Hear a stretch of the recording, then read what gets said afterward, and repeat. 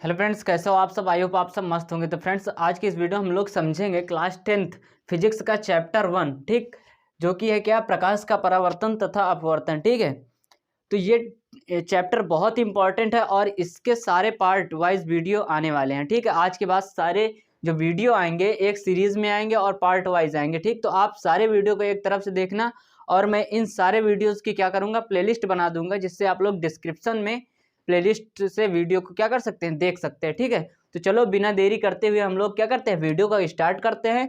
और हाँ, आप लोग अगर फर्स्ट बार हमारे चैनल पर विजिट कर रहे हैं तो चैनल को सब्सक्राइब करके वीडियो को लाइक कर दीजिएगा। ठीक है, चलिए वीडियो को हम लोग करते हैं स्टार्ट। तो देखिए, जैसा कि आप लोग समझ रहे हैं, प्रकाश का परावर्तन तथा अपवर्तन। ठीक है, तो सबसे पहले इसमें परावर्तन और अपवर्तन की घटना किसमें होती है, प्रकाश में होती है। तो हम सबसे पहले जानेंगे प्रकाश के बारे में कुछ बेसिक जानकारी। ठीक है, कि आखिर प्रकाश क्या है, तब इसके बाद हम लोग समझेंगे कि आखिर प्रकाश के गुण क्या हैं और इस परावर्तन फिर क्या है, अपवर्तन, सारे पॉइंट हम लोग डिस्कस करेंगे। ठीक, तो चलिए हम लोग समझते हैं सबसे पहले प्रकाश के बारे में। तो देखिए, यहाँ पर मैंने क्या लिखा है कि प्रकाश ऊर्जा का वह रूप है, प्रकाश ऊर्जा का वह रूप है जिसकी सहायता से हमें वस्तुएं दिखाई देती हैं। यहाँ पर क्या कहा गया है, प्रकाश जो आपकी लाइट है, इसको क्या माना गया है, एक एनर्जी मानी गई है। ठीक, ऊर्जा माना गया है। ठीक, जिसकी सहायता से हम लोग क्या कर सकते हैं, वस्तुओं को देख सकते हैं। क्लियर हुआ। ठीक, जब क्या होता है, जब प्रकाश किसी वस्तु पर आपतित होता है। ठीक, आपतित होने का मतलब क्या, जैसे मान लीजिए ये आपका मार्कर है, ठीक, इस पर लाइट आ रही है, अगर मैं यहाँ पर क्या कर दूं, अंधेरा कर दूं, तो आप लोग इसको नहीं देख सकते हैं। ठीक है, मतलब अगर हमें इस वस्तु को देखना है तो प्रकाश की उपस्थिति क्या है, अनिवार्य है। ठीक है, अदरवाइज हम किसी भी वस्तु को देख नहीं सकते। तो मतलब क्या हुआ इसका कहने का, कि मान लीजिए प्रकाश किरण वहां से आई, इस जो मार्कर है इस पर आपतित हुई, फिर उसके बाद क्या हुआ, आपतित होकर वह क्या हुई, परावर्तित होकर कि क्या, वो रिफ्लेक्ट हो गई। क्या हो गई, रिफ्लेक्ट हो गई, और कहाँ तक पहुंची, हमारे आंखों तक पहुंची। आंखों तक जब पहुंची, देखिए यहाँ पर क्या कहा गया, वह परावर्तित होकर हमारी आंखों में पहुंचता है। ठीक है, जिसके फलस्वरूप हमें क्या होती है, वस्तुएं दिखाई देती हैं। इतना क्लियर हुआ। प्रकाश के बारे में आप लोग समझे कि आखिर क्या होता है प्रकाश। ठीक है, क्लियर हुआ। इसको क्या माना गया है, एक प्रकार से ऊर्जा ही माना गया है। ठीक है, एनर्जी। ठीक, क्लियर हुआ प्रकाश के बारे में। चलिए अब हम लोग इसके कुछ बेसिक गुण के बारे में समझते हैं, प्रॉपर्टीज ऑफ लाइट। ठीक है, तो देखो यहां पर सबसे पहली प्रॉपर्टी इसकी क्या है, कि प्रकाश सदैव सरल रेखा में चलता है। ठीक, गमन करता है। तो अब इस कथन का क्या अर्थ है, कि मतलब इसका कहने का मतलब ये है कि जो लाइट है अपनी, ये क्या करती है, एक सीधी रेखा में चलती है। मतलब इसको हम मोड़ नहीं सकते हैं। जैसे मान लीजिए अगर ऐसा हो तो क्या हो जाएगा भाई, आप इस कमरे में बैठे हो, दूसरे कमरे में लाइट पहुंचानी है, तो यहाँ से आपने टॉर्च मारा, वो मुड़ करके कमरे पहुंच गई।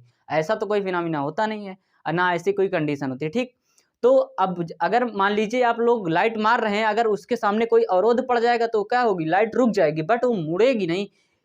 तो मतलब इसका कहने क्या मतलब है, कि अगर वह तल क्या है, चिकना है, तो क्या हो जाएगी, रिफ्लेक्ट हो जाएगी, उसी मीडियम में क्या हो जाएगी, वापस आ जाएगी। बट अगर वो सीधा अगर जाना चाहे तो वो एक सीधी रेखा में ही जाएगी। ठीक, क्लियर हुआ। अगर वो क्या है, ट्रांसपेरेंट है, तो पार करके तब सीधी रेखा में जाएगी। क्लियर हुआ इतना। चलिए अब क्या, दूसरा पॉइंट क्या कहा गया है, कि प्रकाश स्वयं अदृश्य होकर वस्तुओं को देखने में मदद करता है। मतलब हम लोग क्या कर सकते हैं, लाइट को नहीं देख सकते, लाइट की सहायता से हम वस्तुओं को देख सकते हैं, बट हम लाइट को नहीं देख सकते हैं। किसी ने नहीं देखा। हम क्या करते हैं, जब वो क्या, प्रकाश की उपस्थिति हो जाती है, जब प्रकाश क्या होता है अपने कमरे में या फिर पूरे माहौल में कहीं भी प्रेजेंट हो जाता, तो उसकी सहायता से हम लोग क्या कर सकते हैं, केवल वस्तुओं को देख सकते हैं, ना कि हम लाइट को देख सकते हैं। क्लियर हुआ इतना। ये क्या है, स्वयं अदृश्य होकर के हमें वस्तुओं को देखने में क्या करता है, सहायता प्रदान करता है। इसका सीधा कहना यही है। अब देखिए थर्ड पॉइंट में क्या कहा गया है, कि जो प्रकाश है, प्रकाश के संचरण के लिए माध्यम की आवश्यकता नहीं होती, अर्थात ये क्या, निर्वात में भी चल सकता है। अब ये इसका कहने क्या मतलब है, कि कोई भी भाई माध्यम हो, कोई भी माध्यम हो, इसके चलने के लिए माध्यम की कोई आवश्यकता ही नहीं होती, कोई भी मीडियम हो। ठीक, निर्वात में भी यह क्या, गमन कर सकता है। ठीक, जो लाइट होती है वो क्या, निर्वात में भी चल सकती है। इसका कहने का मतलब यही है। क्लियर हुआ। अब देखिए जो अगला पॉइंट है, वहां पर क्या कहा गया है, कि प्रकाश विद्युत चुंबकीय तरंगों के रूप में चलता है। क्या मतलब है, कि जो लाइट है क्या, विद्युत चुंबकीय तरंगों के रूप में चल सकती है। ठीक है, गमन करती है, चलती है। ठीक, जो लाइट है किस किस रूप में चलती है, विद्युत चुंबकीय तरंगों के रूप में। इलेक्ट्रोमैग्नेटिक वेव जिसको इंग्लिश में हम लोग बोलते हैं, क्या जो लाइट है वो इलेक्ट्रोमैग्नेटिक वेव की रूप में फॉर्म में क्या होती है, चलती है। क्लियर हुआ इतना।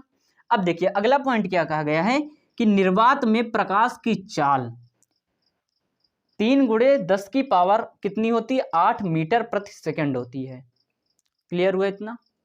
निर्वात में प्रकाश की चाल कितनी होती है। अब ये ऐसा नहीं है कि अगर ये जो प्रकाश की चाल होती है वो अलग अलग माध्यम में क्या होती है, अलग अलग होती है। ये हमने किस पर बताया है, निर्वात पर बताया। ठीक, तो निर्वात में कितनी होती है, 3 × 10 की घाते 8 मीटर पर सेकंड होती है। क्लियर हुआ इतना। अब देखिए जो प्रकाश की चाल होती है, जो स्पीड ऑफ लाइट होती है वो क्या होती है, सबसे ज़्यादा कहाँ होती है, निर्वात में होती है। फिर उसके बाद कहाँ पे, गैस में। गैस मतलब यही जो आपका एटमॉस्फेयर है, ठीक है।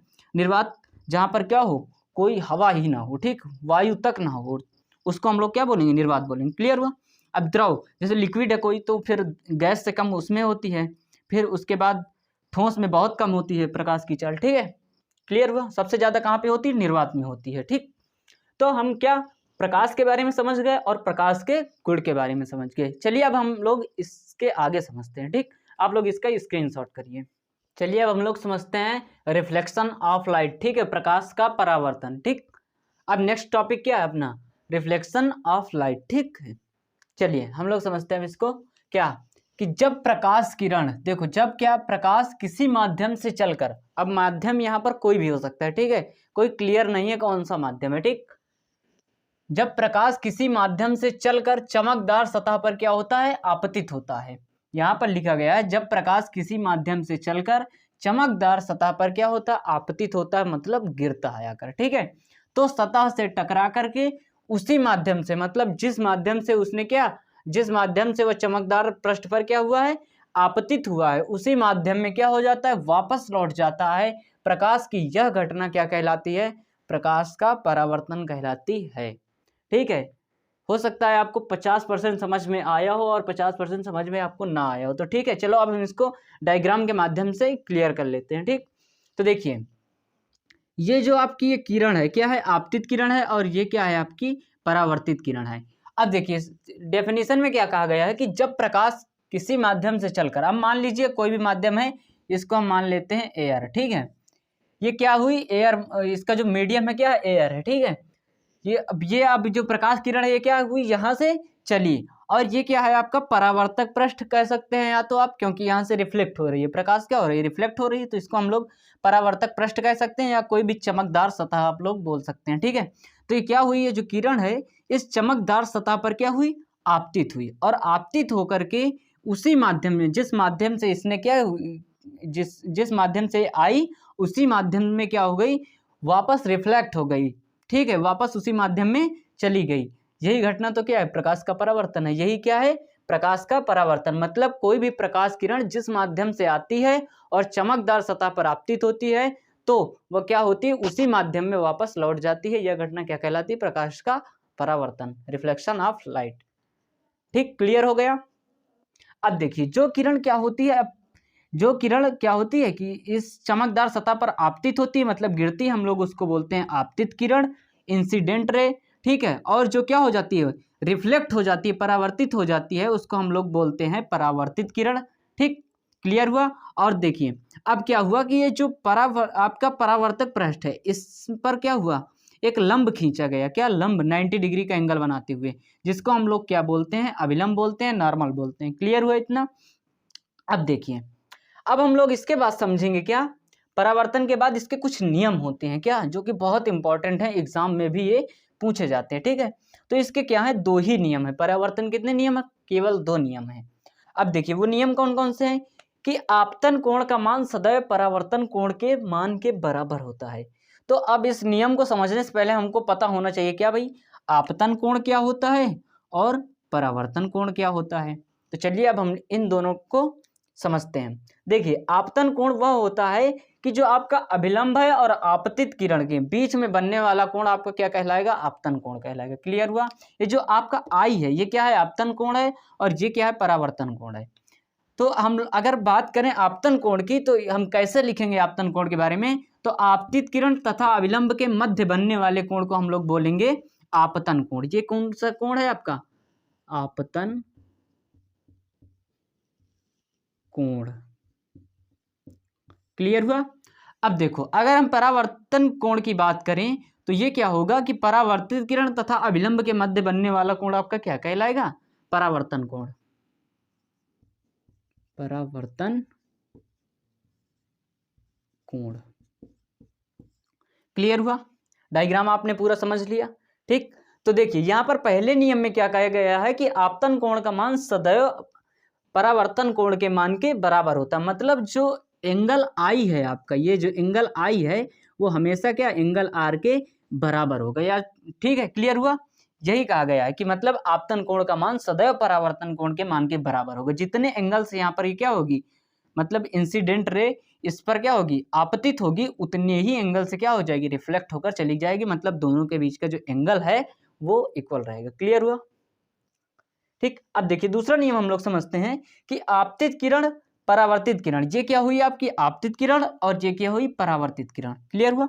तथा आपतन बिंदु, आपतन बिंदु मैंने पहले से लिख रखा है, ये क्या है आपका, ये जो पॉइंट है जहां पर तीनों मिल रहे हैं ये क्या कहलाता है आपका आपतन बिंदु, या तो फिर जो ये कह सकते हैं कि जहां पर ये के आपतित किरण गिरती है वह बिंदु आपका क्या कहलाता है आपतन बिंदु। आपतन बिंदु पर अभिलंब, ये जो अभिलंब है क्या होते हैं, तीनों एक ही तल पर होते हैं। क्या होते हैं, तीनों एक ही तल पर होते हैं। यहां पर क्या कहा गया कि आपतित किरण, परावर्तित किरण तथा आपतन बिंदु पर क्या अभिलंब तीनों एक ही तल पर होते हैं। क्लियर हुआ, ये पॉइंट भी क्लियर हो गया। ठीक है, चलिए अब आपने क्या समझ लिया, प्रकाश के परावर्तन के नियम भी आप लोगों ने समझ लिए। अब हम बात करते हैं कि प्रकाश का परावर्तन कितने टाइप का होता है। क्लियर हुआ।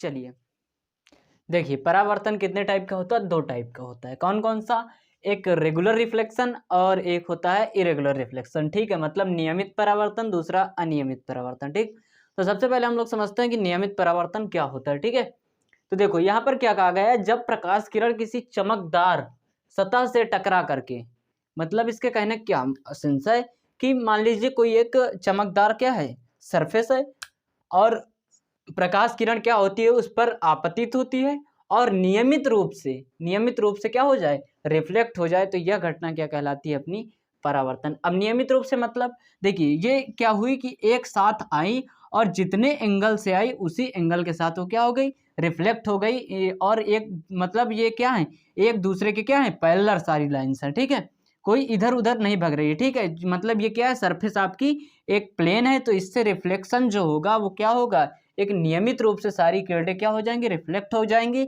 और यह परावर्तन क्या कहलाता है, अपना नियमित परावर्तन कहलाता है। ठीक है, मतलब अब कहने के एक बार इसकी डेफिनेशन देखिए, जब प्रकाश किरण किसी चमकदार सतह से टकरा करके नियमित रूप से क्या हो जाए, रिफ्लेक्ट हो जाए, परावर्तित हो जाए, तो हम लोग उसको कहते हैं नियमित परावर्तन। ठीक है, रेगुलर रिफ्लेक्शन। अब हम लोग समझते हैं क्या अनियमित परावर्तन क्या होता है, इरेगुलर रिफ्लेक्शन। तो देखो यहाँ पर क्या कहा गया है कि जब प्रकाश किरण किसी खुरदरी, अब देखिए ये जो सरफेस आपको दिख रही है क्या कितनी भद्दी टाइप की है, ये क्या थी, प्लेन थी और इसमें क्या है खड्डे बने हुए हैं। ठीक है, खुरदरी जो सरफेस है आपका ये क्या है, खुरदुरा है। जब प्रकाश किरण किसी खुरदरी सतह से क्या होती है, टकरा करके अनियमित रूप से उसी माध्यम में वापस लौट जाती है, तो उसको हम लोग क्या कहते हैं, अनियमित परावर्तन। अब अनियमित रूप से मतलब क्या हुई, देखिए एक रे आई और इधर को निकल गई और दूसरी आई ये उससे और दूर डिफ्लेक्ट हो गई, ठीक रिफ्लेक्ट हो गई। और ये तीसरी आई, ये देखिए इसका एंगल कितना ज़्यादा है। ठीक, तो ये सारी की सारी क्या है, एक दूसरे में मिक्स हो गई हैं। ठीक, इनका कोई भी नियम नहीं है। ठीक, ये सब अनियमित रूप से इधर उधर उसी माध्यम में वापस लौट गई हैं। ठीक, बाकी ये क्या थी आपकी नियमित रूप से आई और नियमित रूप से निकल गई एक साथ। ठीक, और इसकी जो सरफेस थी वो क्या थी, एक प्लेन थी और इसमें क्या है, ये खुरदरी सतह है। ठीक, इसमें क्या होगी, जितनी भी प्रकाश का जो परावर्तन होगा अनियमित होगा, कोई भी रेस एक साथ नहीं आएगी। ठीक, तो इस घटना को हम लोग क्या कहेंगे, प्रकाश का अनियमित परावर्तन। ठीक है, जब प्रकाश किरण किसी खुरदरी सतह से टकराती है तो अनियमित रूप से उसी माध्यम में वापस लौट जाती है, यह घटना क्या कहलाती है, प्रकाश का अनियमित परावर्तन कहलाती है। ठीक, आई होप आप लोगों को दोनों टाइप्स जो हैं परावर्तन के क्लियर हो गए होंगे। ठीक, चलिए अब हम इसके आगे देखिए चलिए अब हम लोग समझते हैं क्या होता है इमेज, क्या होता है प्रतिबिंब, क्या होता है। ठीक है, देखिए यहाँ पर कहा गया है कि वस्तु के किसी बिंदु से चलने वाली प्रकाश किरणें परावर्तन या अपवर्तन के पश्चात जिस बिंदु पर मिलती हैं या मिलती हुई प्रतीत होती हैं, तो उस बिंदु का, प्रथम बिंदु का क्या कहते हैं, उस बिंदु को जहां पर क्या होती, मिलती हैं या मिलती हुई प्रतीत होती हैं, उस बिंदु को हम लोग क्या कहते हैं, पहले बिंदु का मतलब वस्तु का क्या, प्रतिबिंब कहते हैं। क्लियर हुआ?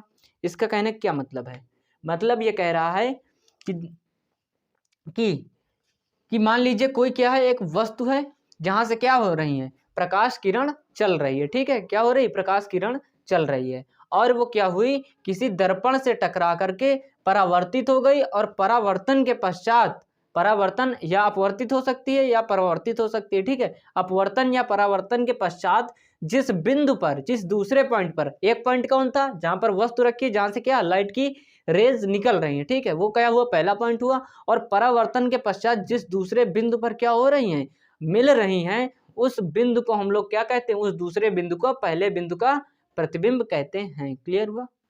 चलिए अब हम लोग देखते हैं प्रतिबिंब कितने प्रकार के होते हैं। एक क्या होता है, आपकी रियल इमेज होती है, और दूसरा क्या होता है, आपका वर्चुअल इमेज होती है, मतलब वास्तविक प्रतिबिंब, और दूसरा आभासी प्रतिबिंब।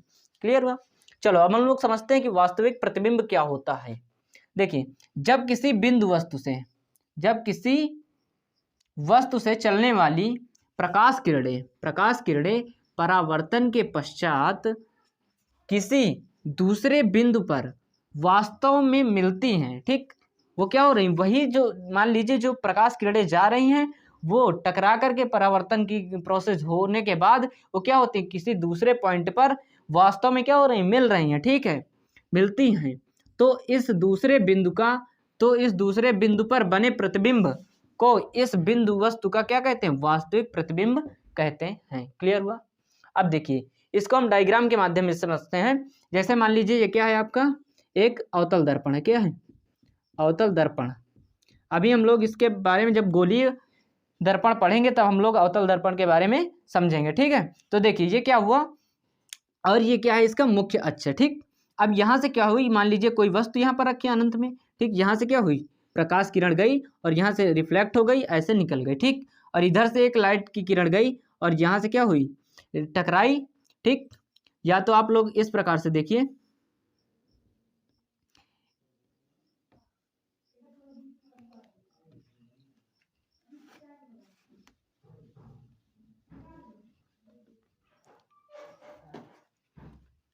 यहाँ पर ये क्या है, आपका एक गोलीय दर्पण है। ठीक है, गोलीय दर्पण है, मतलब कौन सा, अवतल दर्पण। गोलीय दर्पण का ही क्या होता है, एक भाग होता है जो कि अभी आपको पढ़ाया जाएगा। ठीक है, तो देखिए ये क्या हुआ, इसका मुख्य अक्ष हुआ।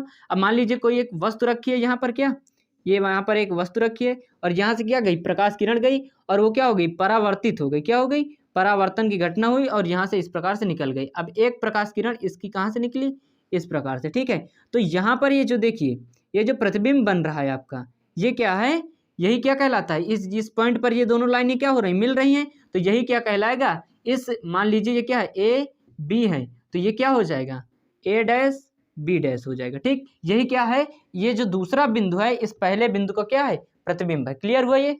चलिए अब हम लोग समझते हैं आभासी प्रतिबिंब क्या होता है। ठीक है, वर्चुअल इमेज। देखिए, जब किसी वस्तु से चलने वाली प्रकाश किरणें, ठीक है, जब किसी वस्तु से चलने वाली प्रकाश किरणें परावर्तन के बाद किसी दूसरे बिंदु पर क्या होती हैं, मिलती हुई क्या होती, प्रतीत होती, वास्तव में क्या होती, मिलती नहीं, बट क्या होती, प्रतीत होती है हमको। ठीक है, तो इस बिंदु पर बने प्रतिबिंब को वस्तु का आभासी प्रतिबिंब कहते हैं। ठीक है, इसका कहने क्या मतलब है, मान लीजिए क्या है, कोई एक वस्तु रखी है जिससे क्या हो रही, प्रकाश किरणें क्या हो रही, चल रही हैं, और वो क्या हुई, जब किसी दर्पण से टकराई तो परावर्तित हो गई, और परावर्तन के पश्चात क्या हुई कि वो जो प्रकाश किरणें गई, वो क्या हुई, वास्तव में मिली नहीं, बट हमको क्या हो रही है, मिलती हुई प्रतीत हो रही। कहाँ पर, किसी अन्य बिंदु पर। ठीक है, तो उस दूसरे बिंदु पर जो प्रतिबिंब बनता है वो क्या होता है, उस वस्तु का आभासी प्रतिबिंब कहलाता है। ठीक है, क्लियर हुआ ये पॉइंट?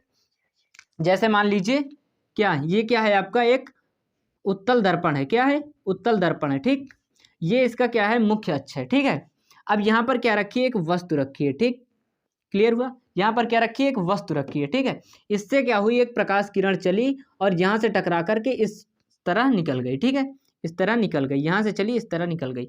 अब एक प्रकाश किरण क्या हुई, एक प्रकाश किरण इसकी गई इस प्रकार से, ठीक, यहाँ से, और यहाँ से टकरा करके क्या, जैसे टकराई वैसे ही जिस मार्ग से गई उसी मार्ग से वापस लौट गई, ठीक। तो ये किरणें क्या होंगी, आपस में कभी मिलेंगी नहीं, एक दूसरे से क्या जा रही हैं, दूर जा रही हैं, ठीक। तो इनको क्या किया जाएगा, आगे बढ़ाया जाएगा, ठीक है, आगे बढ़ाया जाएगा, ठीक है। तो ये जिस पॉइंट पर मिलेंगी, जिस पॉइंट पर मिलेंगी वही क्या होगा, वही क्या होगा, इस वस्तु का क्या हो जाएगा, इस वस्तु का क्या हो जाएगा, आभासी प्रतिबिंब हो जाएगा। ये क्लियर हुआ।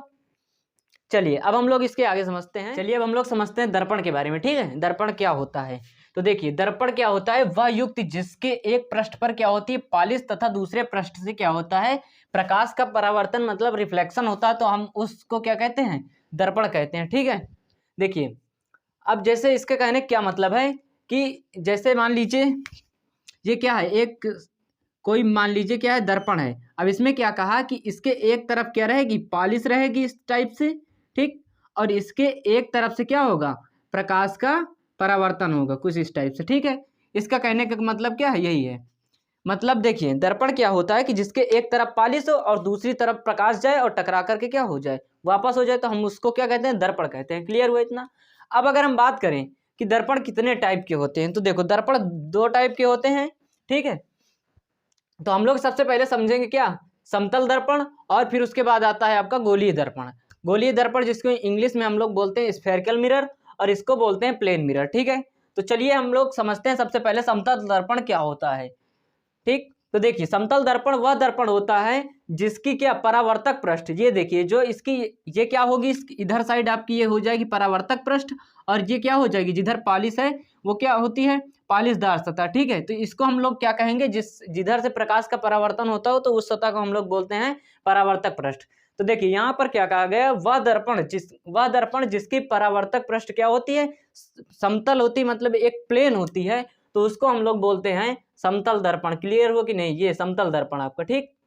अब इसके बाद देखिए समतल दर्पण की क्या प्रॉपर्टीज होती हैं, हम लोग उसको समझते हैं कि समतल दर्पण के गुण क्या होते हैं, ठीक। तो देखिए यहाँ पर हमने लिख रखा है कि समतल दर्पण द्वारा बना प्रतिबिंब, देखिए समतल दर्पण द्वारा बना प्रतिबिंब सदैव सीधा एवं आभासी होता है, ठीक। मैं आभासी प्रतिबिंब के बारे में आपको बता चुका हूं क्या होता है, ठीक। तो देखिए यहाँ पर क्या कहा गया है कि जो समतल दर्पण से प्रतिबिंब बनेगा वो हमेशा सीधा बनेगा और आभासी बनेगा, ठीक। क्लियर हुआ। जैसे मान लीजिए कोई प्लेन मिरर है, अगर आप उसके सामने कोई किसी वस्तु का प्रतिबिंब देखना चाहते हैं तो क्या बनेगा, सीधा बनेगा और आभासी बनेगा, ठीक है। चलिए अगले पॉइंट को हम समझते हैं। समतल दर्पण द्वारा बने प्रतिबिंब का आकार सदैव वस्तु के आकार के बराबर होता है।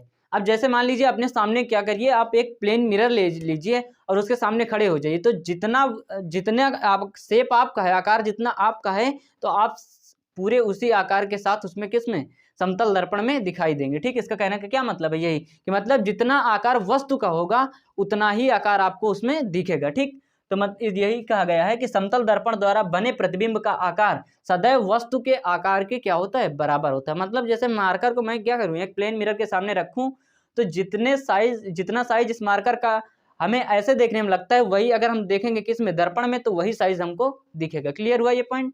अगले पॉइंट को हम समझते हैं। देखिए समतल दर्पण के सामने वस्तु जितनी दूर पर होगी उसका प्रतिबिंब भी दर्पण के पीछे उतनी ही दूर बनेगा। मान लीजिए क्या है, आपका प्लेन मिरर है, ठीक। ये क्या है, एक प्लेन मिरर है।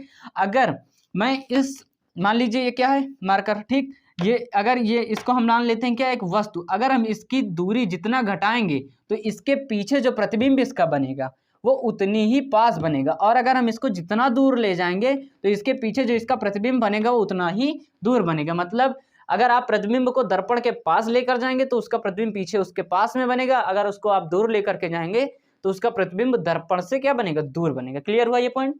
अगला देखिए, एच ऊंचाई के मनुष्य को अपना पूर्ण प्रतिबिंब देखने के लिए, मान लीजिए कि अगर कोई एच हाइट का क्या है, एक व्यक्ति है, अगर वो अपना पूरा प्रतिबिंब देखना चाहता है किसमें, एक समतल दर्पण में, प्लेन मिरर में, ठीक। तो समतल दर्पण की आवश्यक न्यूनतम ऊंचाई h/2 होनी चाहिए, मतलब हाफ, मतलब जो उसकी हाइट होगी उसकी क्या होनी चाहिए, आधी होनी चाहिए।